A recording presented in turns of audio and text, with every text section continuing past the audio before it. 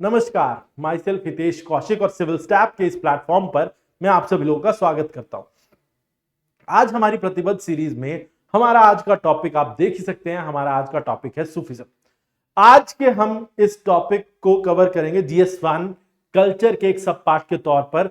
Sufism आज हमारा topic रहेगा हमारी प्रतिबद्ध सीरीज में, जहां हम GS1 की प्रिपरेशन कर रहे हैं। देखिए, सूफिज्म में हमें क्या क्या पढ़ना है, पहले तो ये समझ लेते हैं कि सूफिज्म है क्या। पहली बात तो सूफिज्म है क्या, ये हम जानेंगे। उसके अलावा कुछ की कॉन्सेप्ट सूफिज्म से जुड़े हुए वो भी हम इसमें पढ़ेंगे। उसके अलावा सूफी और उसका मार्ग, किस तरीके से ये मार्ग बनता है, इसमें पीर और मुर्शीद की परंपरा है, वो हम जानेंगे इसके अंदर। आगे सूफी इंस्टीट्यूशन जैसे खाका, दरगाह और सिलसिला, उनके बारे में पढ़ेंगे। उसके अलावा सूफिज्म का स्प्रेड कैसे, जैसे जैसे इस्लाम का स्प्रेड हुआ, पहले अरेबियन पेनिनसुला से सेंट्रल एशिया और अफ्रीका का नॉर्दर्न हिस्सा, और then it spread into India, तो ये पूरा उसको ही फॉलो करते करते सूफिज्म या सूफी परंपरा भी भारत आ गई। ठीक है, और फीचर्स ऑफ सूफी मूवमेंट ये भी देखेंगे कि क्या महत्वपूर्ण फीचर्स हैं सूफी मूवमेंट के भारत में, और साथ ही में सूफी ऑर्डर्स इन इंडिया, भारत में कितने अलग अलग सिलसिले जो हैं वो डेवलप हुए, उनके बारे में जानेंगे, और उसमें से कौन से इंपॉर्टेंट है, प्रोमिनेंट कौन से हैं। उसके अलावा सूफी मूवमेंट का क्या असर, इंपॉर्टेंस क्या है भारत में, सामाजिक तौर पे उसने क्या बदलाव ला दिया, लोगों के धर्म को परसीव करने के तरीके में क्या बदलाव ला दिया, कैसे सौहार्दपूर्ण या टॉलरेंस का रवैया भारत में बना, वो हम देखेंगे इसमें। और आगे salient features of Sufism, Sufism में कुछ बेसिक चीजें क्या है जो उसको बाकियों से अलग बनाती है, वो भी हम देखेंगे। उसके अलावा भक्तिज्म और सूफिज्म, जिस समय भारत पहुंचा सूफिज्म, उस समय भक्ति काल भी चल रहा था, भक्ति परंपरा भी भारत में जो है वो जोर पकड़ रही थी। ऐसे में जहां इस्लाम का एक महिमा मंडन और इस्लाम को एक पॉजिटिव लाइट में दिखाने लगा हुआ था सूफिज्म, वहीं हिंदू धर्म की एक अच्छी छवि बनाने का काम भक्ति भी कर रहा था। दोनों एक दूसरे के सामने ना आकर के दोनों ने एक दूसरे पर बहुत ही सकारात्मक पॉजिटिव प्रभाव डाले। ठीक है, अब वो भी हम पढ़ेंगे कि क्या दोनों का एक दूसरे पे इन्फ्लुएंस रहा और एक दूसरे की वजह से दोनों कैसे बेटर हुए, ये भी हम समझेंगे। ठीक है, तो चलिए सबसे पहले टॉपिक पे आते हैं, व्हाट इज सूफिज्म। सूफिज्म है क्या? तो सूफिज्म, देखो, सूफिज्म इस्लाम का साधनात्मक और आध्यात्मिक हिस्सा है। तो देखो लिखा है ना, Sufism is a spiritual and mystical part of Islam, जिसका फोकस है पर्सनल कनेक्शन विद गॉड, मतलब ईश्वर के साथ सीधा कनेक्शन बनाना, यही इसमें मुख्य एस्पेक्ट है। 11वीं शताब्दी में यह भारत पहुंचा और भारत में आके इवॉल्व हुआ। भारतीय ट्रेडिशन, भारतीय परंपरा, भारतीय लोगों की सांस्कृतिक मेलजोल के हिसाब से उसमें कुछ बदलाव आ गए। ठीक है, की कॉन्सेप्ट, अब इसमें कुछ चीजें हैं। ईश्वर, गॉड सबसे इंपॉर्टेंट है। उसके अलावा इंसान की बहुत इंपॉर्टेंस है, और love towards God and love towards human being, ये बहुत कोर इंपॉर्टेंट चीजें हैं सूफिज्म की। तो ये ईश्वर का इंसान से और जो है रिलेशन बताता है, और सूफिज्म में बेसिकली डीप कनेक्शन ईश्वर के साथ बनाने की बात होती है, और उसके लिए क्या किया जाता है, दूसरे इंसान के साथ बेहतर सलूक, दूसरे इंसान के साथ टॉलरेंस का रवैया, दूसरे इंसान को वैल्यू देना ही ईश्वर की सच्ची सेवा माना जाता है सूफिज्म में। ठीक है, और प्योरिटी ऑफ हार्ट, सूफी वही होगा जिसका दिल सूफ या साफ होगा, जिसके अंदर ना कोई मैल होगा ना कोई बैर होगा। ठीक है, तो वही जो है वो बेसिकली सूफी कहलाता है। तो basically cleaning of heart is very important if you want to get closer to the God, ये माना जाता है सूफी परंपरा में। Next, path of Sufi. अब आप देखें, मैंने बताया था आपको पीर और मुर्शीद की परंपरा। सूफी जो है वो पीर और मुर्शीद की परंपरा को फॉलो करते हैं। पीर जहां पे स्पिरिचुअल गाइड है, वहीं मुर्शिद डिसाइपल यानी उसका शिष्य। इसमें ईश्वर के प्रति लगाव वाली जो टीचिंग है, ये एक पीर अपने मुर्शिद को देता है, और फिर वो आगे अपने डिसाइपल को पास ऑन करता है, and this goes on for generations. और इसी तरीके से जो है ये बेसिकली स्पिरिचुअल जो नॉलेज है वो पास ऑन होती है। तो ये सूफी परंपरा में इस तरीके के पीर मुर्शिद की परंपरा होती है। ठीक है, अब एक स्टेज से दूसरी स्टेज में जाना, जैसे एक मुर्शिद का फिर पीर बन जाना, इस प्रोसेस को मुकम्मत कहा जाता है। ठीक है, और इसके अंदर ईश्वर के प्रति ज्यादा क्लोजनेस भी हासिल की जाती है, जहां जो एक मुर्शिद होता है, जो जिसके पास उतनी ज्यादा नॉलेज नहीं होती, वो अपने पीर के साये में जाके अपने आप को इवॉल्व करता है, अपने आप के अंदर बदलाव महसूस करता है। ठीक है, और फिर एक बेहतर इंसान बनता है, बेहतर इंसान जो ईश्वर के प्रति लगाव डेवलप करता है और साथ ही दूसरे ह्यूमन बीइंग के प्रति भी जो है वो सौहार्दपूर्ण रवैया। उसके अलावा सूफी इंस्टीट्यूशंस की बात करते हैं हम। सूफी इंस्टीट्यूशन में फर्स्ट इज खाका। खाका, देखिए ये सूफी सेंटर या हॉस्पाइसेस हुआ करते थे जहां पर सूफी रहते थे, सूफी घर, जहां बड़े सादे तरीके से सूफी रहा करते थे, और यहां पर पीर यानी जो टीचर होता था वो मेडिटेशन सिखाता था अपने स्टूडेंट्स को, और साथ ही अपने स्टूडेंट्स के साथ या डिसाइपल्स के साथ वहीं रहता भी था। तो ये वो जगह जहां पर एक तरीके से जैसे गुरुकुल परंपरा थी भारतीय हिंदू समाज में पहले, तो वही जो परंपरा है वो खाका की है, जिसके अंदर पीर के पास ही जो है बड़े सादगी से जीवन बिताते हैं उसके डिसाइपल्स।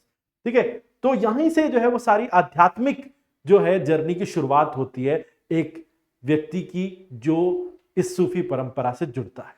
ठीक है, आगे सिलसिला, अब 12वीं शताब्दी तक भारत में सूफी सिलसिले जो है वो डेवलप हो चुके थे। सिलसिला बोलते हैं चेन्स को, जैसे एक पीर से नॉलेज ट्रांसफर हुई अब उसके मुर्शिद को, then he becomes Pir, then वो ट्रांसफर करता है दूसरे को, और ये एक ही सेट ऑफ नॉलेज, एक ही सेट ऑफ बिलीफ वो ट्रांसफर होते हैं थ्रू जनरेशंस, ये सिलसिला बन जाता है। ठीक है, अलग अलग सिलसिले हैं जिसमें थॉट प्रोसेस अलग अलग सिलसिलों का अलग था, उनका सोचने का नजरिया, उनकी आइडियोलॉजी में थोड़े थोड़े डिफरेंसेस थे, और इसी तरीके से 12 अलग अलग सिलसिले भारत में बने। ठीक है, तो सिलसिले, उसके अलावा दरगाह,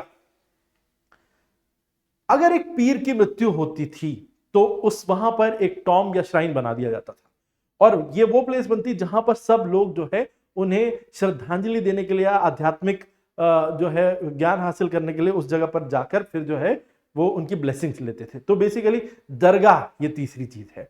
तो तीन चीजें हो गई, खाका, सिलसिला और दरगाह। These are the different Sufi institutions. Next, spread of Sufism. अगर हम देखें इस्लाम फैला कैसे, 10वीं शताब्दी में सूफिज्म इस्लाम को फॉलो करते करते जहां जहां इस्लाम गया वहां पर इस्लाम को एक पॉजिटिव शेड में दिखाने के लिए वहां वहां वो भी पहुंचा। अब जैसे ईरान, ठीक है, ईरान के अलावा खुरासान, ट्रांसोक्सियाना, इजिप्ट, सीरिया, बगदाद, ये सभी जगह, आप सेंट्रल एशिया कह लें, ट्रांसोक्सियाना, ईरान, खुरासान, मतलब ये पूरा ईरान वाला रीजन है, मॉडर्न डे और सेंट्रल एशिया का रीजन है। इजिप्ट, नॉर्दर्न अफ्रीका, सीरिया जो है वेस्ट एशिया, और बगदाद इराक में। तो ये सब जगहों पर जहां जहां इस्लाम स्प्रेड हो रहा था वहां वहां सूफिज्म भी स्प्रेड हुआ। सूफिज्म ने इक्वालिटी को प्रीच किया, सूफिज्म ने इंसान को वैल्यू देना शुरू किया। ठीक है, सूफिज्म ने जो है यहां पर हर व्यक्ति को सम्मान और हर व्यक्ति के प्रति विनम्रता का भाव जो है वो देना शुरू किया। सूफिज्म ने इस्लाम को पॉजिटिव लाइट में लाने के लिए उसे यूनिवर्सल रिलीजन की तरफ रीच किया। ठीक है, और इसी क्रम में सूफी आंदोलन भारत भी पहुंचा 11वीं शताब्दी में, और भारत में भी आध्यात्मिकता की शुरुआत यहीं से होती है 11वीं सदी से, जब ये भारत पहुंचा। अब फीचर्स देखते हैं सूफी मूवमेंट के। तो देखो, सिलसिलों की सिलसिले या ऑर्डर्स एस्टैब्लिश हुए भारत में, जो ये पीर मुर्शिद की परंपरा थी, और एक सेट ऑफ नॉलेज या थॉट प्रोसेस एक जो पीर का था वो पास ऑन होता गया जनरेशन, और वही सेट ऑफ या नॉलेज जो है वो उस सिलसिले में आगे डिसाइपल्स तक पास ऑन हुई। ऐसे अलग अलग थॉट प्रोसेस या आइडिया वाले अलग अलग सिलसिले रहे। तो ये सूफी मूवमेंट की सबसे बड़ी इंपॉर्टेंट चीज थी कि सिलसिले डेवलप हुए। ठीक है, उसके अलावा पीर की बहुत इंपॉर्टेंस थी। पीर जो अपने मुर्शिद को अपने ईश्वर से जो है लगाव करना सिखाता है, उसके प्रति समर्पण का भाव सिखाता है, दूसरे इंसानों के प्रति जो है अच्छा रवैया सिखाता है, और तो ये बेसिकली पीर की इंपॉर्टेंस थी।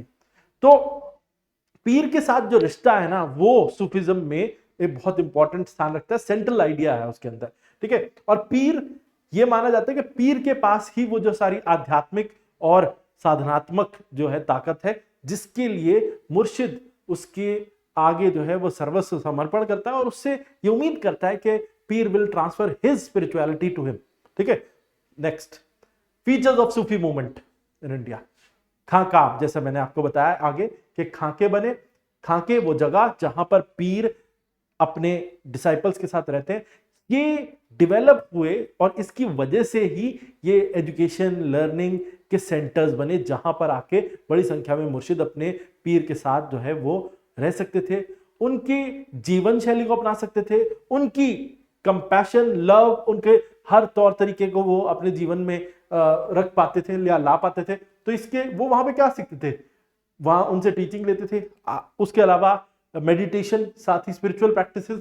और इसी की वजह से ये जो खाके थे, यहाँ पर ऐसा भी होता था कि जहां जहां भी होते थे तो दूर से आने वाले ट्रैवलर्स के लिए वहां पर दरवाजे खोल दिए जाते थे और वहां पर वो रहकर कुछ समय भी बिता सकते थे, क्योंकि पहले इस तरीके का सिस्टम नहीं था उन दिनों पे कि ट्रैवलर्स कहीं पर जो है वो रेस्ट हाउसेस बने होते थे या फिर, तो इसी वजह से ये जहां पर भी खाके बने होते थे वहीं पर सूफियों के पास ही वो जाके शरण लेते थे, कुछ समय के लिए आराम करते थे।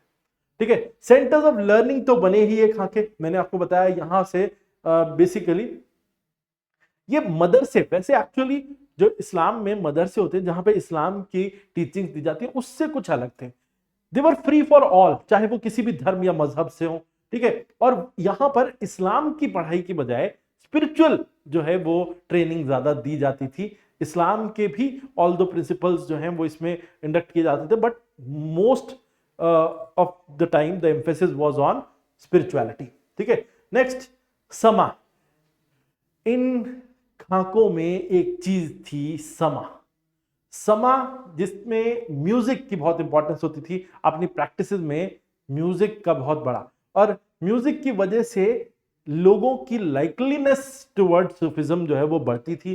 और साथ ही कव्वाली गायन भी यहीं से शुरू हुआ, जिसमें ईश्वर के प्रति जो है वो डिवोशन दिखाना शुरू किया गया। ठीक है, नेक्स्ट अब इसमें और जियारत एक इंपॉर्टेंट चीज है। जैसे मैंने अभी बताया था कि जो दरगाहें या टॉम्ब सूफी सेंट्स की बनती थी, उन टॉम्ब्स पर जियारत किया जाने लगा, कि उनकी मजारों पर जो है लोग दूर दूर से आने लगे टू गेन स्पिरिचुअल स्ट्रेंथ और उसके अलावा ब्लेसिंग्स ऑफ द सेंट्स। तो ये इस प्रोसेस को कि आप किसी सूफी संत की दरगाह पे जा रहे हैं उनकी ब्लेसिंग्स लेने के लिए और उनकी स्पिरिचुअल पावर हासिल करने के लिए, तो उसे जियारत कहा जाता है, pilgrim to the Sufi tomb. ठीक है, उसके अलावा मिरेकल्स, सूफी संत जाने जाते थे अपने मिरेकल्स के लिए, और स्टोरीज उनकी जो सुपर नेचुरल एबिलिटीज की थी वो उनकी लेगेसी का हिस्सा रही। ठीक है, जिसकी वजह से एक बड़ा प्रभाव डालते थे वो समाज में। उनकी मिरेकल्स की स्टोरी या मिरेकलस पावर्स की वजह से लोग उनकी बातों पर ज्यादा ध्यान देते थे और उनकी तरफ ज्यादा आकर्षित होते थे और ज्यादा जो है उनमें बिलीफ एस्टैब्लिश करते थे। ठीक है, अप्रोचेस टू पॉलिटिक्स, अलग अलग सूफी सिलसिले, अलग अलग ऑर्डर्स, जैसे जो हम देखेंगे सुरावर्दी, चिश्ती, सबकी अलग अलग अप्रोच रही पॉलिटिक्स को लेके। जहां कुछ कहते थे कि पॉलिटिक्स से या आप ये कह लीजिए कि जो भी आप ये कह लो उस समय के जो शहंशाह या बादशाह थे या उनके सिस्टम से दूर रहना चाहिए, उनसे जितनी दूरी बनाओ उतना अच्छा है, कुछ तो ऐसा प्रीच करते थे कुछ सूफीज। लेकिन सम सूफीज वो इस फेवर में थे कि आप जो है वो बादशाह के साथ या एम्परर के साथ नजदीकी बना सकते हो, उसमें कोई हर्ज नहीं है। ठीक है, और उसी से जो है वो आप अपनी नॉलेज को ज्यादा लोगों तक पहुंचा पाएंगे। तो ये भी डिफरेंट जो है, अलग अलग जो सूफी ऑर्डर्स थे उनके थॉट प्रोसेस डिफरेंट थे, पॉलिटिक्स को लेकर सबके आइडियाज डिफरेंट थे और सबकी डिफरेंट अप्रोच थी। ठीक है, और कुछ तो बहुत फ्रेंडली एडवाइजर्स बने बादशाहों के, शहंशाहों के, और कुछ जो थे उनसे दूरी बनाने के लिए कहते थे। तो डिफरेंट अप्रोच रही। सूफी ऑर्डर्स भारत में जो सिलसिले स्थापित हुए उसमें दो प्रकार के सूफी ऑर्डर्स रहे, जैसे पहला बाशारा, ठीक है, और दूसरे बेशारा।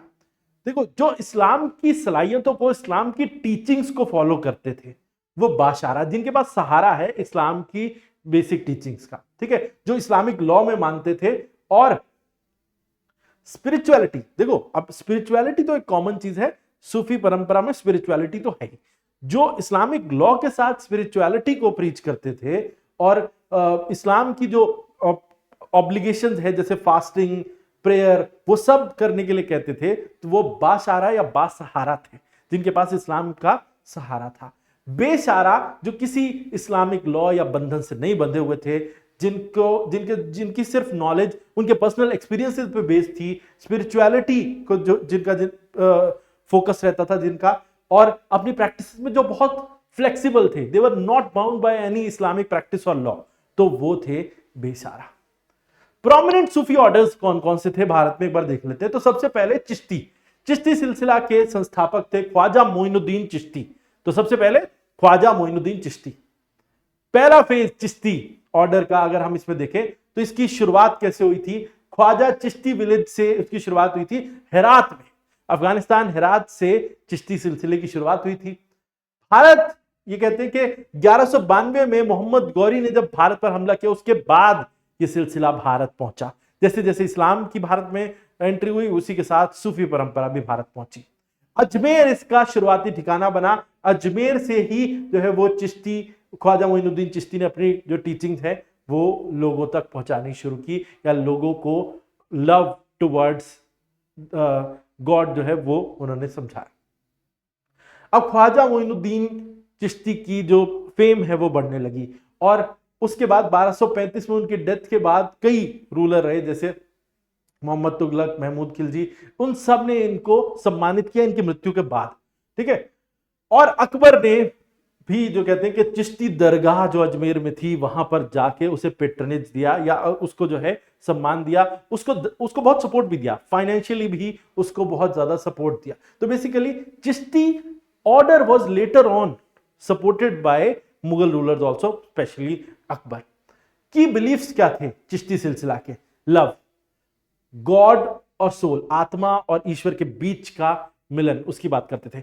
आपको बहुत हद तक ये आइडिया भक्ति से सिमिलर मिलेगा, ठीक है। उसके अलावा tolerance, respect for all faith, सभी धर्मों के साथ सौहार्दपूर्ण भाव, ये भी जो है, ये शायद आप कबीर और गुरु नानक देव जी की टीचिंग्स में भी आप ऐसे ही भाव देखेंगे, तो वही टॉलरेंस का भाव भी जो है वो इस चिश्ती सिलसिले की जो है वो टीचिंग में था, साथ ही बिलीफ्स में था। इंक्लूसिविटी, कि सभी धर्म के लोग या और सभी जातियों के लोग, सबको वो एक साथ लेकर चलने की बात करते थे। इंक्लूसिविटी, चाहे वो किसी भी बैकग्राउंड से आते हो, डिस्पाइट देयर इकोनॉमिक स्टेटस और डिस्पाइट देयर इकोनॉमिक वेल्थ, ठीक है।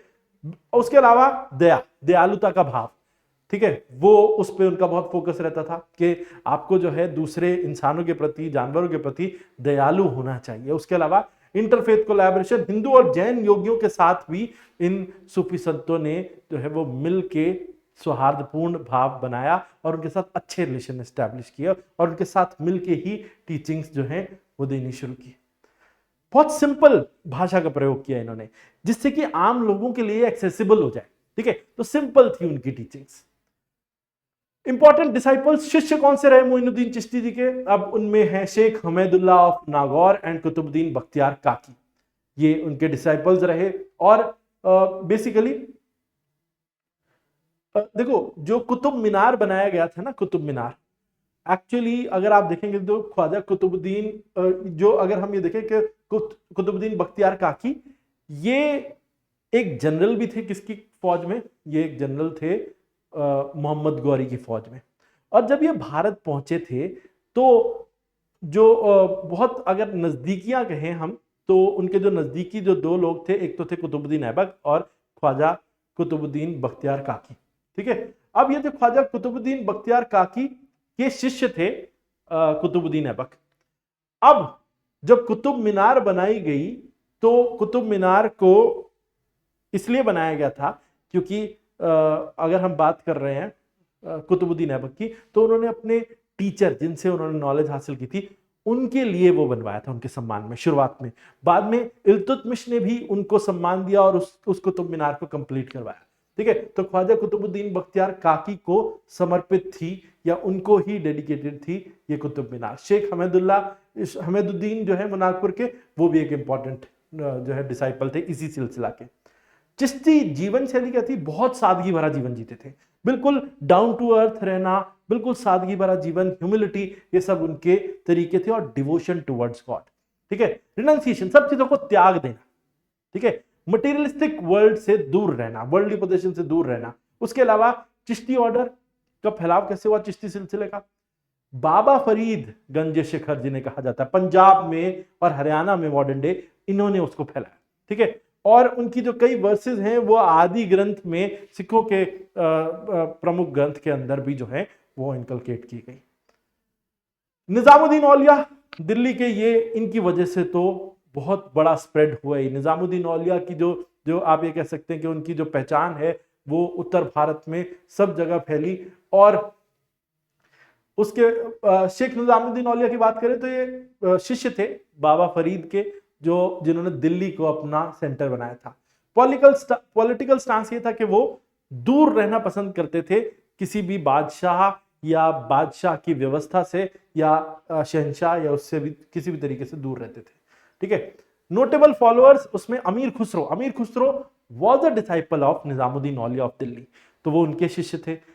फेमस पोएट रहे जिन्हें हम कहते हैं father of Urdu literature in India, तो वो भी इसी सिलसिले से जो है वो ताल्लुक रखते थे। उसके अलावा सेकंड फेज चिश्ती ऑर्डर का, ऑल्दो एक चीज है, अमीर Khusro joined the services of royal families, जो दिल्ली सल्तनत की रॉयल फैमिलीज थी उनके लिए उन्होंने काम किया।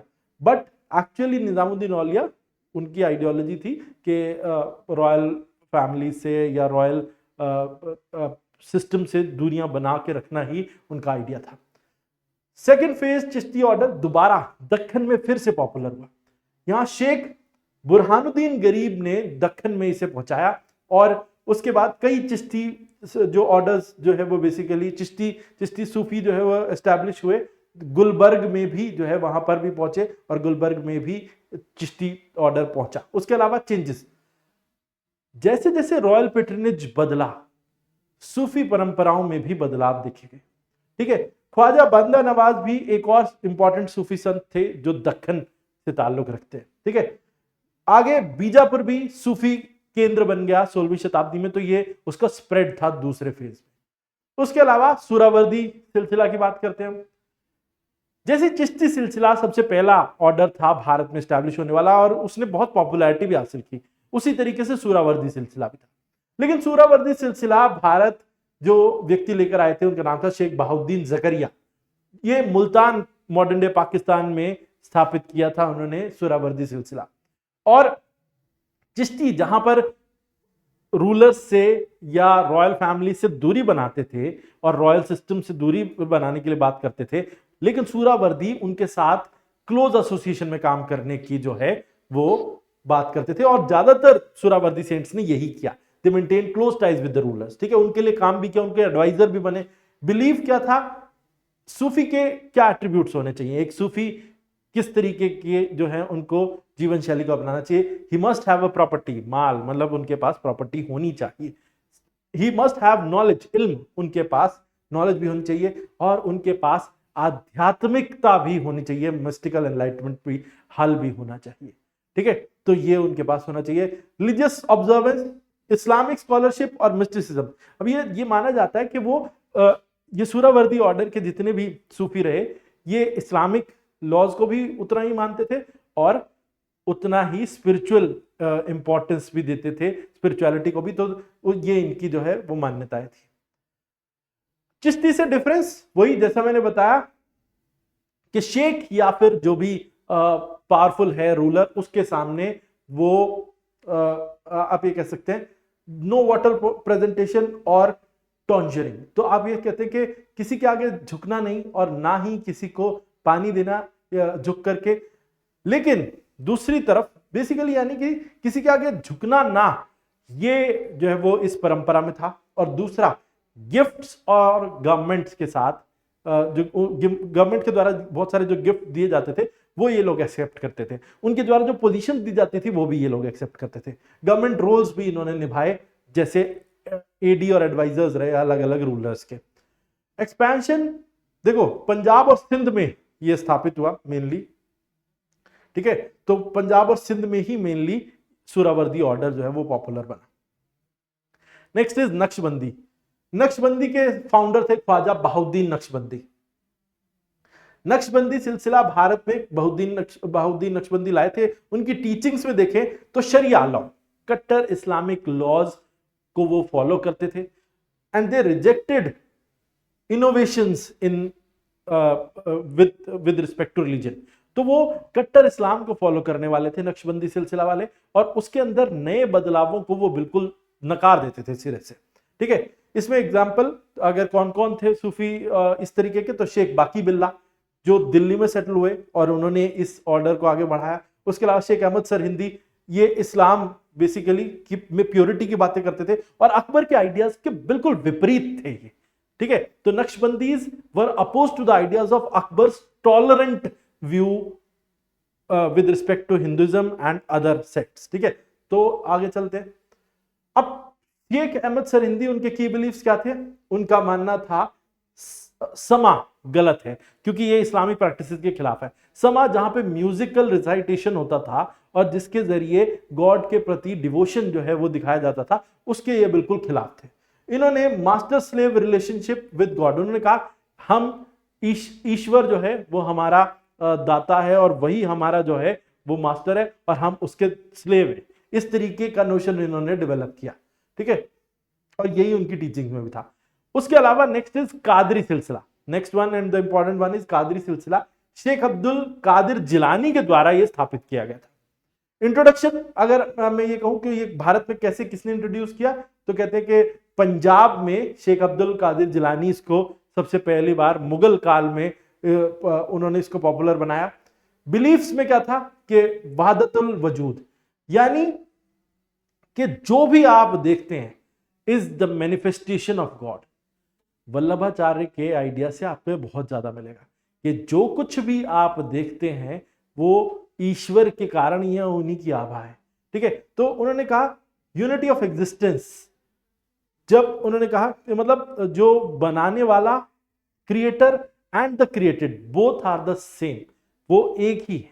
ठीक है, तो प्रोमिनेंट सूफीज अगर हम कहें, मियां मीर प्रोमिनेंट सूफी सेंट थे जिन्होंने मुगल रॉयल जैसे दारा शिको को टीचिंग दी थी। ठीक है, उनके तो मियां मीर थे। उसके अलावा शाह बदख्शानी, इन्होंने और ज्यादा इंक्लूसिव बनाया फेथ को और ऑर्थोडॉक्स इस्लामिक जो व्यूज थे उनको इन्होंने चैलेंज किया।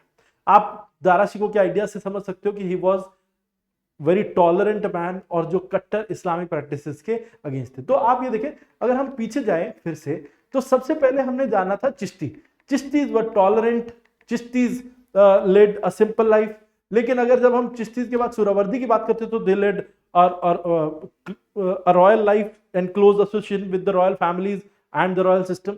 और तो डिफरेंस है। ठीक है, तौर तरीकों में भी डिफरेंस है। उसके बाद जब हम आए तीसरे पे नक्शबंदी, तो नक्शबंदी और कट्टर हुए, कट्टर इस्लामिक प्रैक्टिसेस की बातें करते थे और इस्लाम के अंदर जरा भी छोटे से भी बदलाव को एक्सेप्ट नहीं करते थे। और जब यहां फिर हम बात करते हैं नेक्स्ट कादरी की, तो कादरी फिर से टॉलरेंट रवैया। कादरी जो है वो ऑर्थोडॉक्स इस्लाम के अगेंस्ट एक यूनिटी इन फेथ की बात करते थे। ठीक है, वही राम और रहीम वाला आइडिया जो है वो कादरी ऑर्डर की टीचिंग्स में था। Next is Firdausi. Firdausi order अगर हम इसकी बात करें तो फिरदौसी ऑर्डर सूरावर्दी से ही निकला रायगढ़ बिहार में, और 14वीं शताब्दी के अंत में इसकी शुरुआत हुई। हम कह सकते हैं शेख बदरुद्दीन समरकंदी इसके ओरिजिनल फाउंडर थे। तो एक तरीके से ऑफशूट कह सकते हो आप इसे सूरावर्दी सिलसिला का। की फिगर इसमें जो जुड़े हुए हैं वो है शेख शरफुद्दीन याया मनेरी। ठीक है, नेक्स्ट इज लास्ट, हम आ जाते हैं एक इंपॉर्टेंट जो सिलसिला है वो है ऋषि सिलसिला। अब इसमें बात करते हैं कि ये कश्मीर में स्थापित हुआ था। ठीक है, कश्मीर में स्थापित हुआ था और ये कहते हैं कि 15वीं और 16वीं शताब्दी में इसने अपनी पीक हासिल की। आप ये कह सकते हैं कि ऋषि सिलसिले से पहले मीर सईद अली हमदान पर्शिया ईरान से आए थे कश्मीर में, और वहां पर उन्होंने अपने मिशनरी एफर्ट्स लोगों को कन्वर्ट करने के लिए शुरू किए। और जो उनके डिसाइपल्स थे उनका बहुत लिमिटेड इम्पैक्ट था, लेकिन फिर उसके बाद ये पॉपुलर हुआ और लोगों में जो है इसकी टीचिंग्स भी पॉपुलर हुई। ऋषि ऑर्डर शेख नूरुद्दीन वली ने सही मायने में स्थापित किया और इसको कश्मीर के लोगों का एक इंडिजीनियस आइडिया या उनकी उनकी समझ के अंदर जो है इस आइडिया को ज्यादा जो है वो। अब लोकल इन्फ्लुएंस, ऋषि ऑर्डर, तो देखो क्योंकि बिल्कुल रूरल एरियाज में कश्मीर के ये पहुंचा और इसने लोगों की धार्मिक नजरिए पर और सांस्कृतिक तौर तरीकों पे बहुत प्रभाव डाला, तो ये हमें देखने को मिलता है ऋषि ऑर्डर की वजह से। कल्चरल कनेक्शन देखें तो ये कश्मीर के शैवाइट भक्ति ट्रेडिशन के साथ जो है इसने एक रिलेशन एस्टेब्लिश किया और उसके साथ बहुत ज्यादा जो है इसके चीजें जो है वो मर्ज हुई, सिंक्रोनाइज हुई और हिंदू स्पिरिचुअल प्रैक्टिसेस भी इसके अंदर शामिल हो गई, इसीलिए इसको ऋषि जो है वो सिलसिला कहा जाता है। Although it had a quite harmonious relation with Hindu जो है भक्ति फिनोमिना ऑल्सो, ठीक है। और कश्मीरी लोगों के लिए ये बहुत सादे शब्दों में बोलते थे, जिससे शादी भाषा का प्रयोग करते थे, जिससे वो सबके लिए एक्सेसिबल हो, ठीक है। Now we will move to next part और वो है importance of Sufi movement in India. सूफी मूवमेंट की इंपॉर्टेंस क्या है भारत में? देखो पहले सूफी मूवमेंट ने इंडियन सोसाइटी पर बहुत बड़ा असर डाला, गहरा असर था। भारत में ब्रदरहुड का भाव, भारत में समाज में धर्म को लेके जिस तरीके का परसेप्शन था उसको बदल दिया उसने। इसने इक्वालिटी, बराबरी का और समानता का भाव लोगों में जगाया, ठीक है। तो लिबरल आउटलुक इस्लाम का इसने पोर्ट्रे किया सूफीज्म ने, जहां कट्टर इस्लाम जो था वो ऑर्थोडॉक्स इस्लाम बहुत लिमिटेड एक्सेस देता था बाहर के लोगों को इस्लामिक प्रैक्टिसेस में लोग और उससे जुड़ने के लिए, वहीं इस्लाम को एक पॉजिटिव चेहरा देता था और लिबरल आउटलुक के साथ सभी के साथ सौहार्दपूर्ण रवैया बनाने के लिए कहता था क्या वो सूफीज्म। इंक्लूसिव पर्सपेक्टिव था कि सभी लोगों को भक्ति की तरह ही, जैसे भक्ति मूवमेंट में जो है वो सभी को बराबरी का दर्जा डिस्पाइट देयर रिलीजन कास्ट दिया जाता था, वैसा ही कुछ आइडिया जो है वो सूफीज्म का भी था। और यूनिटी ऑफ बीइंग, इसमें इब्ने अरबी बेसिकली अरबी के द्वारा जो है ये आइडिया दिया गया था और इसका मतलब है कि that all beings are one, कि जितने भी लोग हैं वो सब उसी ईश्वर का के बच्चे और संतान हैं और उसी ईश्वर के एक अंग भी हैं। और हर धर्म का एसेंस, हर धर्म का जो बेसिक आइडियोलॉजी है वो सेम ही है। ये मानना था किसका? ये मानना था सूफियों का। और यही आइडिया वादाहतुल वजूद कहलाता है, यानी कि जितने लोगों का भी वजूद इस पृथ्वी पर है उन सब का एक ही ईश्वर है, और जरूर अलग नाम से बुला सकते हैं but they are not different, ठीक है। कल्चरल एक्सचेंज, योगी जो भारत में थे उनके साथ सूफी परंपराएं जुड़ी, उनकी परंपराओं के साथ मिली और बेसिकली कई टेक्स्ट जो हैं वो सूफी संतों ने जो है ट्रांसलेट भी किए, जैसे अमृत कुंड को अरबिक और पर्शियन में जो उन्होंने ट्रांसलेट किया, जिससे कल्चरल एक्सचेंज पॉसिबल हो पाया। नेक्स्ट, गरीबों की मदद, चैरिटी वाज वेरी इंपॉर्टेंट, और दयालुता का भाव ये बहुत इंपॉर्टेंट था सूफी परंपरा में, ये टीचिंग्स का हिस्सा था, ठीक है। उसके अलावा डिवोशन थ्रू सर्विस, अगर हमें ईश्वर के नजदीक जाना है तो मानव सेवा करनी होगी और उसी के जरिए डिवोशन की सबसे हाईएस्ट फॉर्म जो है हम उस पर पहुंच सकते हैं। प्रमोशन ऑफ इक्वालिटी एंड, बराबरी और भाईचारे का भाव, ये भी उन्होंने प्रमोट किया, ठीक है। सामाजिक बदलाव में अगर हम देखें तो ऑर्थोडॉक्सी, इस्लामिक ऑर्थोडॉक्सी और जो भी सोशल ऑर्थोडॉक्सी थी उसको पूरे तरीके से खत्म करने में एक बहुत बड़ा रोल था। इन्होंने दयालुता का भाव और सौहार्दपूर्ण टॉलरेंस का भाव और इंक्लूसिवनेस जो है सबको मिला के एक साथ सबको जो है वो अपने फेथ में शामिल करने वाला भाव के साथ जो है वो काम किया। साथ ही एकता शायद लोगों के अंदर लाने में भी इसका एक बहुत बड़ा योगदान था। डिफरेंट रिलीजियस सेक्ट्स और डिफरेंट सोशल ग्रुप्स को एक साथ लाने में भी इसका बहुत बड़ा रोल था। जब एक जैसी मान्यताएं, परंपराएं, एक जैसे जो है विचार जब लोगों के पास होंगे तो उनमें डिफरेंसेस खत्म होने लगेंगे।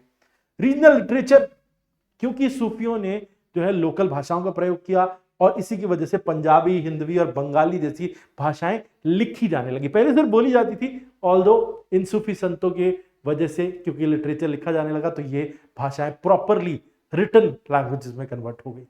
उसके अलावा अमीर खुसरो का बहुत बड़ा इंफ्लुएंस है रीजनल लिटरेचर में। अमीर खुसरो ने उर्दू भाषा का साहित्य लिखा उर्दू जो पर्शियन, अरबी, संस्कृत, हिंदी, इन सभी के गठजोड़ से बनी हुई एक भाषा है। तो इससे एक नया यूनिक इंडियन ट्रेडिशन जो है वो डेवलप हुआ। सेलेंट फीचर्स इंपॉर्टेंट, अब इसमें देखें सूफिज्म की ओरिजिन और इंस्पिरेशन क्या है।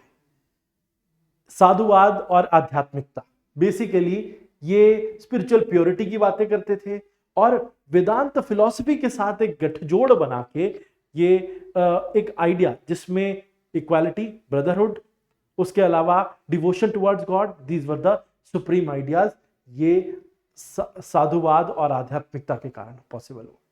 ठीक है, जहां मटीरियलिस्टिक वर्ल्ड से दूरी बनाना और क्लोजनेस टू द गॉड और डिवोशन टू द गॉड दिखाना।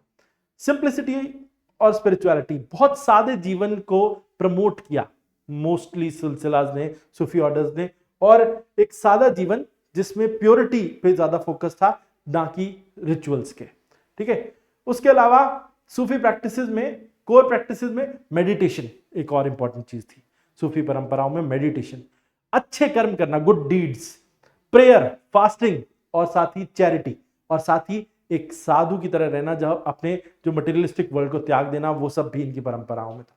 साथ ही mystical interpretation of Quran, Quran जहां उसको सिर्फ जो है उसकी एक इंटरप्रिटेशन थी जिसके अंदर सिर्फ उसके लिटरल सेंस को समझा जाता था, उन्होंने उसको एक आध्यात्मिक नजरिया बना के पेश किया। ठीक है, तो ज्यादातर अपने स्पिरिचुअल एक्सपीरियंसेस के हिसाब से उन्होंने उसका आध्यात्मिक चेहरा लोगों को दिखाया। ठीक है, इंपॉर्टेंस ऑफ डिवोशन, डिवोशन को जैसे भक्ति काल में devotion was the prime idea and it was important, तो वैसे ही सूफी परंपरा में भी डिवोशन को बल दिया गया और ईश्वर के प्रति जो है वो लगाव को दिखाया गया। ठीक है, या उसको बताया गया।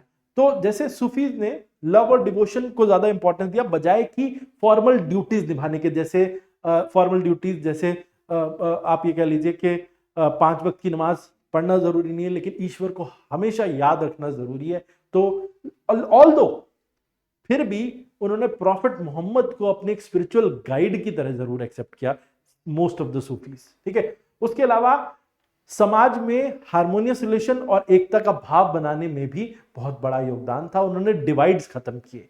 साथ ही लिबरल आउटलुक, समाज में इंक्लूसिविटी का भाव और बदलाव, ये सब इन्हीं की वजह से पॉसिबल हुआ। चैरिटेबल कॉन्ट्रीब्यूशंस, दान दक्षिणा, लोगों को के साथ अच्छा व्यवहार, ये सब जो है वो बेसिक आइडियाज में था। और गरीबों की मदद करना, राहगीरों की मदद करना, ये भी और जो है वो इनकी बेसिक आइडिया में था। किसी का कोई भी धर्म हो सकता है, लेकिन original idea was to help anybody और एवरीबडी जो भी जरूरत में है। ठीक है, focus on morality and peace, एक और इंपॉर्टेंट चीज। ठीक है, तो मॉरल गाइड बन के जो है वो सूफी अपने स्टूडेंट्स को प्रीच किया करते थे। ठीक है, और सूफी संत बेसिकली मॉरल ड्यूटीज निभाने के लिए कहते थे आम लोगों को भी कि आप अपनी नैतिकता पे बने रहें और शांतिपूर्ण रवैया रखें, ब्रदरहुड का भाव रखें। यही वो चीजें जो है वो प्रमोट करते थे। ठीक है, इंपॉर्टेंस सूफी मूवमेंट की, रिलीजियस इंपैक्ट देखें तो सूफिज्म ने पर्सनल डिवोशन को इंपॉर्टेंस दी, लव इक्वालिटी को इंपॉर्टेंस दी, और रिलीजियस कन्वर्जन्स पर जो है वो बेसिकली ऐसा था कि Islam was seen in a negative light by the time, but they converted it into a religion of love and compassion, तो जिसकी वजह से इट बिकेम लाइकेबल। ठीक है, तो ये सूफी परंपरा ने कर दिया और इसकी वजह से रिलीजियस कन्वर्जन आसान हो पाया।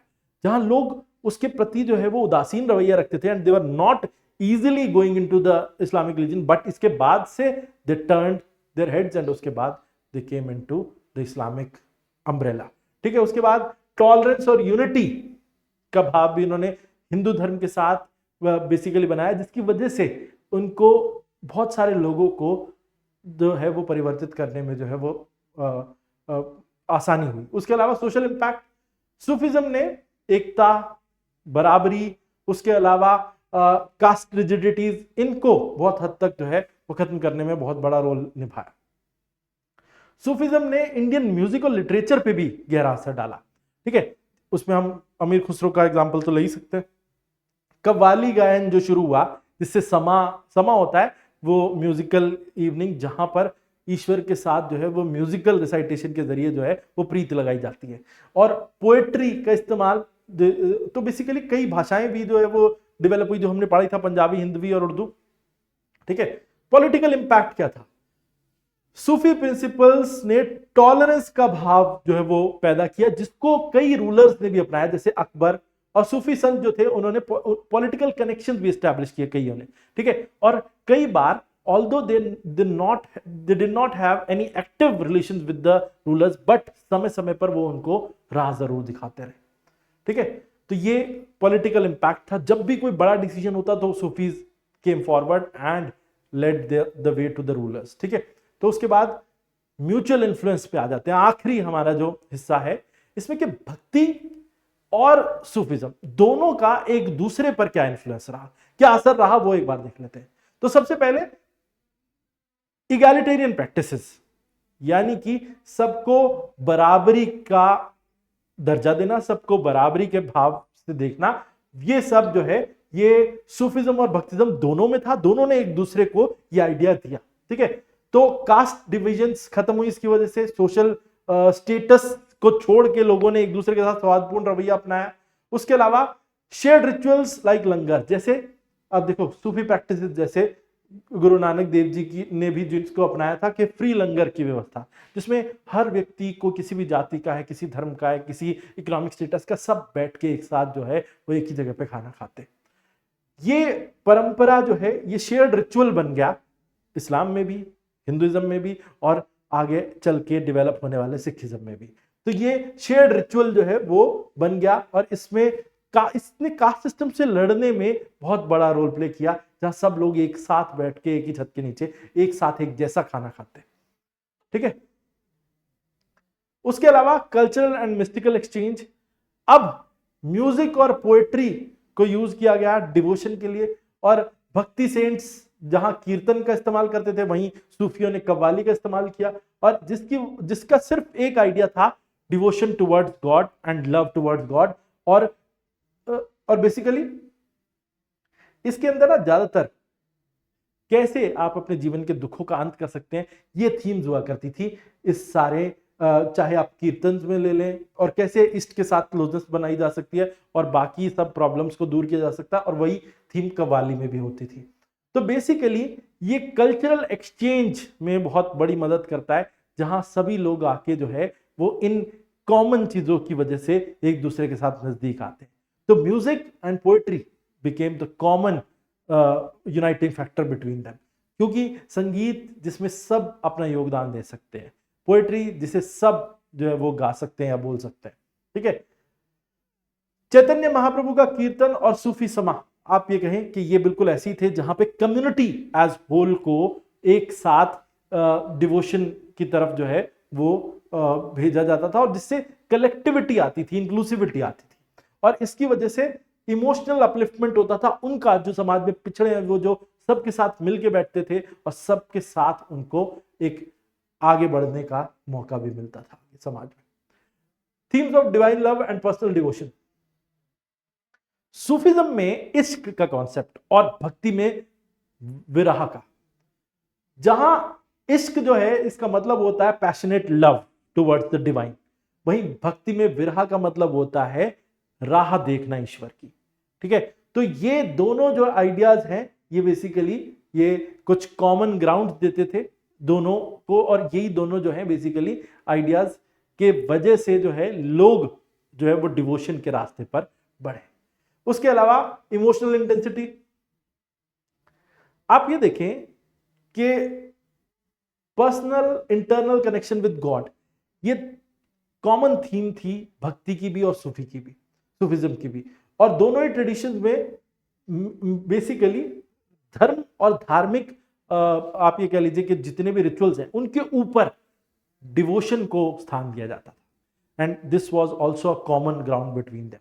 ठीक है, उसके अलावा emphasis on internal spiritual journey, अपने अंदर बदलाव महसूस करना, अच्छे कर्म करना, अपने अंदर आध्यात्मिकता का भाव बनाना, ईश्वर के साथ सीधा कनेक्शन महसूस करना, ये भी जो है ये दोनों के अंदर कॉमन चीज थी। और इसने ये भी एक चीज है कि जिसमें एक्सटर्नल रिचुअल्स को छोड़ के, स्ट्रिक्ट रिलीजियस रूल्स को छोड़ के एक डिवोशन के रास्ते को अपनाना। ठीक है, अब सूफीज्म का सीधा सीधा भक्ति पे क्या इन्फ्लुएंस था? गुरु नानक देव जी जैसे संत जो हैं, जब सूफी लोगों के संदर्भ जब कांटेक्ट में आए तो उन्होंने कट्टरता और ऑर्थोडॉक्स प्रैक्टिसेस को त्याग दिया। जो ब्राह्मणिकल कट्टरताएं थी, ऑर्थोडॉक्सी थी, उनको उन्होंने नकार दिया। स्पिरिचुअल गाइडेंस अगर आप देखें तो सूफी कॉन्सेप्ट जो पीर और मुर्शिद का था, भक्ति में वही गुरु और चेले वाले भाव में बदल गया। तो ये सूफीज्म के प्रभाव रहे भक्ति पर। उसके अलावा वर्नाकुलर लैंग्वेज एंड पोएट्री, अमीर खुसरो, अब आप ये देख सकते हैं कि अमीर खुसरो ने जिस तरीके से ब्लेंड कर दिया लैंग्वेजेस का, ठीक है, और पोएट्री डेवलप की, उसकी वजह से भक्ति काल में भी कई जो हैं लोग उनसे प्रभावित हुए। और इसकी वजह से जो है ऐसा लगने लगा कि कोई बाहरी नॉलेज नहीं है, ऐसा लगने लगा कि हमारी अपनी नॉलेज है, क्योंकि वो लैंग्वेज जो वो जिसमें वो सुन रहे थे या महसूस कर रहे थे वो देसी थी, हिंदवी टर्म्स का उन्होंने इस्तेमाल किया था। ठीक है, तो इसीलिए सूफिज्म का अच्छा खासा प्रभाव रहा भक्ति पे। भक्ति ने भी सूफिज्म के आइडियाज को अपनाया थ्रू लैंग्वेज एंड पोएट्री। अब भक्ति का सूफिज्म पे क्या, ऋषि सिलसिला हमें पता है कश्मीर में स्टैब्लिश हुआ, उसमें शैविज्म की परंपराएं जो है वो उसके अंदर समाहित हो गई। शेख नूरुद्दीन वली जो कश्मीर के थे वो भक्ति से इंस्पायर्ड थे, जैसे भक्ति सेंट लाल डेढ़ से इंस्पायर्ड थे, और सूफी और कश्मीरी शैविज्म प्रैक्टिसेस जो है वो सूफिज्म के अंदर भी आ गई, बिल्कुल ऐसा हमने देखा। तो this was an impact of भक्ति ऑन सूफिज्म। उसके अलावा लोकल प्रैक्टिसेस, ऋषिज ने भक्ति की परंपराओं को सूफी परंपराओं के साथ जोड़ दिया और इससे एक नया यूनिक स्पिरिचुअल फ्रेमवर्क तैयार हुआ। ठीक है, तो दिस वाज ऑल अबाउट भक्ति। अब हम आगे चलते हैं और प्रीवियस ईयर क्वेश्चंस देख लेते हैं जो पूछे गए हैं आपके एग्जाम में, एक बार हम उन पे नजर डाल लेते हैं। ठीक है, अब देखें, Sufi and medieval mystic saints failed to modify the religious ideas and practices of outward structure of Hindu Muslim societies to any appreciable extent. Comment 10 marks में पूछा गया है, 150 वर्ड्स में आंसर करना है। अब देखो, आप यहां पे एक बार इसको समझ लो सवाल को, कि सूफीज और मेडिवल मिस्टिक सेंट्स, भक्ति काल के संतों की भी बात हो रही है, वो मॉडिफाई नहीं कर पाए रिलीजियस आइडियाज को। जो पहले से चले आ रहे रिलीजियस आइडियाज थे या उसका जो आउटवर्ड स्ट्रक्चर था उसके अंदर बहुत बड़ा बदलाव नहीं ला पाए। ठीक है, to an appreciable extent, although उसने असर तो डाला समाज के सोचने के नजरिए पे, लेकिन एक बहुत बड़ा आउटलाइन बदलाव जो है, आउटवर्ड बदलाव हमें देखने को नहीं मिला। यानी ये कह रहे हैं कि कहां भक्ति एंड सूफी सेंट्स की क्या लिमिटेशन रह गई जिसकी वजह से they were not able to outrightly reform Indian society. ठीक है, तो ये पूछ रहे, लिमिटेशन पूछ रहे, तो एक्चुअली पूछा क्या गया है, लिमिटेशन पूछा गया, ये आपको यहां से समझना होगा। ठीक है, अब उसके बाद पहले Sufism and medieval mystic saints in India, आप यही शब्द यूज करें, ऑल्दो आप भक्ति सेंट्स भी यहां पे यूज कर सकते हैं। तो उन्होंने हिंदुइज्म और इस्लाम के अंदर जो है इंटरफेथ डायलॉग को प्रमोट किया और अंडरस्टैंडिंग। उनके जो नोबल एफर्ट्स की वजह से बहुत सारी जो रिलीजियस प्रैक्टिसेस और सोशल स्ट्रक्चर जो हिंदू मुस्लिम सोसाइटीज के थे उन पे असर पड़ा, बट वो बहुत लिमिटेड ही था। एकदम से कोई बहुत बड़ा रिफॉर्म नहीं हो गया कि हर व्यक्ति की सोच बदल गई, ऐसा नहीं हुआ, but it influenced people but to a lesser extent. ठीक है, अब चैलेंजेस क्या फेस किए सूफी और भक्ति सेंट्स या मेडिवल पीरियड के मिस्टिक सेंट्स ने, क्या चैलेंजेस? एक तो resistance from traditionalist, orthodox faction जो थे ना वो हिंदू और मुस्लिम कम्युनिटीज के दोनों के ही, उन्होंने जो सूफी और जो भक्ति की टीचिंग्स थी दोनों को ही नकार दिया और उनको जो है अपने रिलीजन के अगेंस्ट बताया। ठीक है, तो इसी वजह से ये जो रेजिस्टेंस था ट्रेडिशनलिस्ट का, उसकी वजह से ये उतना गहरा इंपैक्ट नहीं डाल पाए। दूसरा, रिस्ट्रिक्टेड सोशल इन्फ्लुएंस। अब ऑल्दो कबीर, गुरु नानक देव और मीराबाई जो हैं, इन्होंने ये अलग अलग बैकग्राउंड से आते थे और इन्होंने लोगों के बीच में कास्ट बैरियर्स तोड़े, इन्होंने इकोनॉमिक बैरियर्स तोड़े, लेकिन फिर भी जो है आप ये कह सकते हैं कि वो it was confined to a few people और अ ग्रुप ऑफ पीपल और वेरी लोकल प्लेसेस। ज्यादा बड़ा कोई उनका इन्फ्लुएंस नहीं रहा कि जिससे हर व्यक्ति की सोच बदल जाए। ठीक है, उसके अलावा पर्सनल स्पिरिचुअलिटी पे ज्यादा जो है उन्होंने फोकस किया। तो पर्सनल स्पिरिचुअलिटी था, बल्कि ब्रॉडर स्ट्रक्चर को बदलना नहीं था। हर व्यक्ति की पर्सनल जो डिवोशनल एस्पेक्ट है उसमें तो उन्होंने बदलाव ला दिया, but outrightly society as whole उसके अंदर चेंज करने की उन्होंने कोई बहुत ज्यादा कोशिश नहीं की। इसी वजह से कोई लार्ज स्केल सोसाइटल चेंज हासिल भी नहीं किया जा सका। ठीक है, तो इनर ट्रांसफॉर्मेशन, इंडिविजुअल ट्रांसफॉर्मेशन जरूर देखा, लेकिन सोसाइटल ट्रांसफॉर्मेशन नहीं हो पाया। ठीक है, फ्रेगमेंटेशन एंड रीजनल डाइवर्सिटी। अब सूफी और भक्ति मूवमेंट्स उन्होंने अब बेसिकली हिंदू और मुस्लिम रिलीजियस आइडियाज को जो है वो जोड़ने की कोशिश की, बट इससे नेगेटिव ही चीजें निकली। रीजनल डाइवर्सिटी इतनी थी कि वो सब पॉसिबल नहीं हो पाया। और आप ये कह लीजिए कि भक्ति और सूफी जब उसको जोड़ने की बात करते थे तो एक रीजन में अगर वो पॉसिबल हो भी जाए तो दूसरे रीजन में कल्चरल डिफरेंसेस की वजह से लोग उसे मानते नहीं थे। ठीक है, तो ये एक प्रॉब्लम थी, लिमिटेशन थी। अब सूफी और मेडिवल मिस्टिक सेंट्स उन्होंने इंटर फेथ हार्मनी बनाने की कोशिश की, चैलेंज किया रिलीजियस सेरेमनीज को, रिचुअल्स को, but it was very limited. Social reach भी उसकी बहुत छोटी थी और स्पिरिचुअल रीच भी बहुत कम ही थी। तो इसकी वजह से शायद it made an impact on Indian society, but it was not able to outrightly reform it. ठीक है, तो ये आपका कंक्लूजन रहेगा। नेक्स्ट इज एक और क्वेश्चन जो प्रीवियस ईयर क्वेश्चन था, एक बार देख लें। Role of Indian Sufism was critical in reshaping the social religious fabric of medieval India. ठीक है, and discuss also exemplify the lessons that can be drawn from Sufism to promote interfaith harmony in contemporary India। अब इस Sufism का role जो है वो पूछ रहे हैं कि कैसे उसने सोशो रिलीजियस फैब्रिक को मेडिवल इंडिया के बदल दिया, और ये भी डिस्कस करना है कि क्या लेसन लिए जा सकते हैं सूफिज्म से इंटर फेथ हार्मनी एस्टैब्लिश करने में आज के भारत में। ठीक है, तो पहला, Indian Sufism mystical Islamic tradition है। ठीक है, यानी कि आध्यात्मिक जो हिस्सा है इस्लाम का वो सूफिज्म है, और मेडिवल इंडिया में इसने लोगों के बीच में लव, टॉलरेंस का रवैया और यूनियन विद द गॉड, ये सारी चीजें जो हैं, एंड डिवोशन, ये सब चीजें जो है वो प्रमोट की। एग्जाम्पल आप मोइनुद्दीन चिश्ती, बाबा फरीद, निजामुद्दीन औलिया, इन सब के एग्जाम्पल दे सकते हैं इन योर इंट्रोडक्शन कि these people were able to make an impact on people of India and they were able to deliver their ideas along with their practices which they were giving to people। ठीक है, तो इसके अलावा अब role of Indian Sufism in reshaping the social religious fabric. अब Indian Sufism ने कैसे सामाजिक जो है तौर तरीकों को बदला, सामाजिक जो है रवैये को बदला, वो देख लेते हैं। तो खाका और दरगाह एस्टैब्लिश किए गए।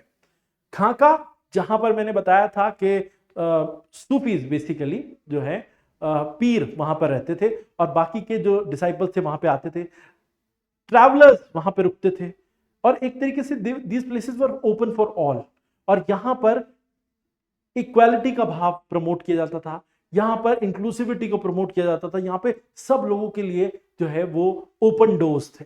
तो खाका जो वो प्लेसेस बनी जहां से जो है वो टीचर और स्टूडेंट के बीच में रिलेशन एस्टेब्लिश हुआ, knowledge got transferred from there, और उसके अलावा गुड डीड्स, क्योंकि जब वो ओपन थे सबके लिए तो वहां पर इक्वालिटी का भाव और एक तरीके से सबके लिए ओपननेस का भाव रवैये में ही आ गया जो स्टूडेंट्स या डिसाइपल्स थे उनके। ठीक है, अजमेर की दरगाह जो एस्टैब्लिश की गई, इसने इंटरफेथ डायलॉग जो है वो शुरू किया, और बेसिकली ये दरगाहें जो थी उनका भी एक अपना रोल रहा, जहां पर सभी कम्युनिटीज के लोग जो हैं वो जाने लगे, सभी रिलीजियस आइडियोलॉजी वाले लोग, और वहां पर उनके सामने जो है वो सर टिकाने लगे। ठीक है, उसके अलावा promotion of Hindu Muslim unity, ये भी एक बहुत इंपॉर्टेंट चीज है। हिंदू मुस्लिम रिलीजियंस के बीच में यूनिटी एस्टैब्लिश करने में सूफिज्म का बहुत बड़ा रोल था। उन्होंने ये कहना शुरू किया कि जो है अल्लाह की नजर में या ईश्वर की नजर में सब बराबर हैं, और वदातुल वजूद वाला जो कॉन्सेप्ट है उसको उन्होंने जो है वो प्रमोट किया, जिससे हिंदू मुस्लिम यूनिटी ज्यादा प्रमोट हुई। उसके अलावा social reform, caste hierarchies, social discrimination, economic discrimination, ऐसी चीजें जो है ना वो उसमें भी सोच में बदलाव ले आए ये सूफीज्म के जरिए, और सूफी ऑर्डर ने ये प्रमोट किया, सूफी ऑर्डर्स ने। सिंक एस्टैब्लिश किया। ठीक है, भक्ति मूवमेंट और सूफी दोनों परंपराएं एक साथ चल रही थी। इन्होंने एक दूसरे के राइवल बनने के बजाय एक दूसरे के साथ सिंक्रोनाइज करके intermingling of religious belief establish किया। सभी अलग अलग धर्मों की मान्यताओं को उन्होंने एक साथ जोड़ दिया, खासतौर पर हिंदुइज्म एंड इस्लाम।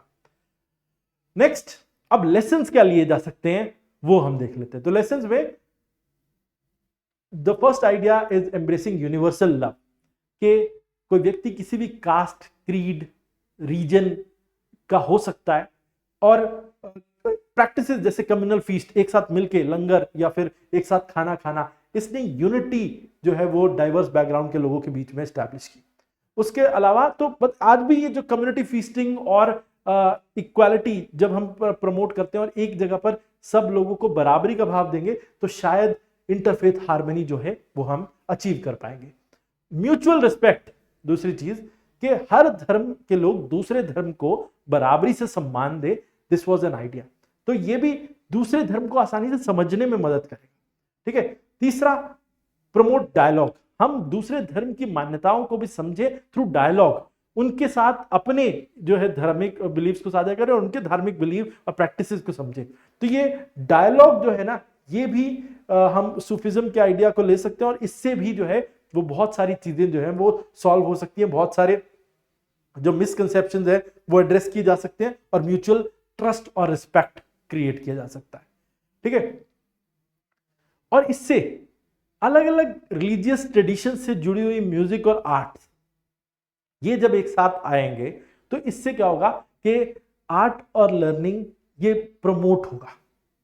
ठीक है, जैसे जश्न रेखता फेस्टिवल है, ये आर्टिस्टिक एक्सप्रेशन को प्रमोट करता है और यहाँ पे सभी धर्म के लोग जो है वो जा सकते हैं। तो ये बेसिकली कल्चरल ब्रिज बन सकते हैं म्यूजिक और आर्ट। ठीक है, उसके अलावा कम्युनिटी बॉन्ड स्ट्रेंथन होंगे, जैसे ट्री प्लांटिंग या नेबरहुड क्लीनिंग हम ये कर सकते हैं जब हम सभी को इंक्लूसिविटी में शामिल करते हैं।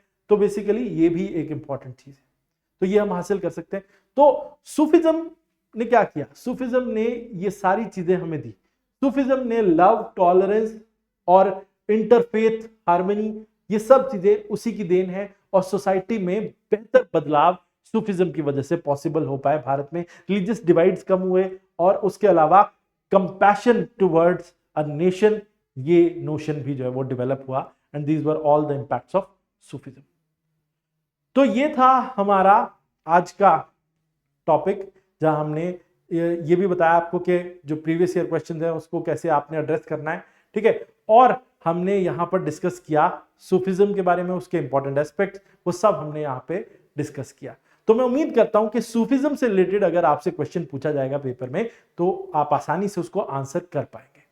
तो मैं उम्मीद करता हूं ये जो लेक्चर था वो आपके लिए बेनिफिशियल रहा और इसके जरिए आप अपनी आंसर राइटिंग को एनहांस करेंगे, उसमें स्किल और ज्यादा कंटेंट आपके पास होगा और ज्यादा बेटर पोर्ट्रेयल आप उसका कर पाएंगे। चलिए आज के लिए इतना ही, फिर मिलेंगे आपसे। जय भारत, जय हिंद।